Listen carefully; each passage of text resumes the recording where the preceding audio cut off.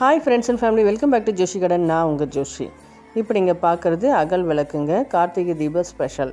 நம்ம ஷாப்பில் சேல்ஸுக்கு வச்சுருக்க இந்த விளக்குங்களை தான் நீங்கள் பார்த்துட்ருக்கீங்க. நம்ம ஷாப்பில் இது அவைலபிளாக இருக்குது. நார்மல் அகல் விளக்கும் இருக்குது, இந்த நாட்டு பழைய விளக்கும் இருக்குது. தென் இது வந்து பஞ்சகாவியா விளக்கு, இது ஸ்பெஷல் விளக்குங்க.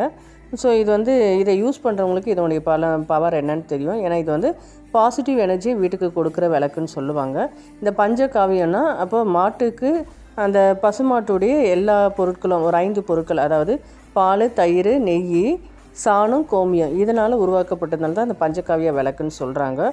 ஸோ இந்த விளக்கில் நம்ம நெய் ஊற்றி திரி வச்சு நம்ம வந்து இதை விளக்கு ஏற்றி வச்சோன்னா சாம்பிராணி போல் வரும். அது ஃபுல்லாகவே எரிஞ்சு சாம்பல் வரும்போது அதை இந்துக்கள் வந்து அதை விபூதியாகவே யூஸ் பண்ணலான்னு சொல்லியிருக்காங்க.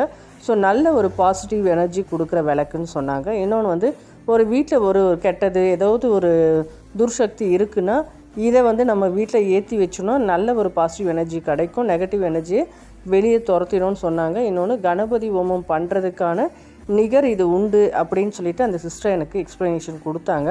ஸோ அதை தான் நீங்கள் இப்போ பார்த்துட்ருக்கீங்க. இது வந்து மேஜிக் விளக்குங்க. அதாவது எண்ணெய் ஊற்றினா தான் அகல் விளக்கு எரியும், நம்ம தண்ணி ஊற்றினாலே விளக்கு எரியும்.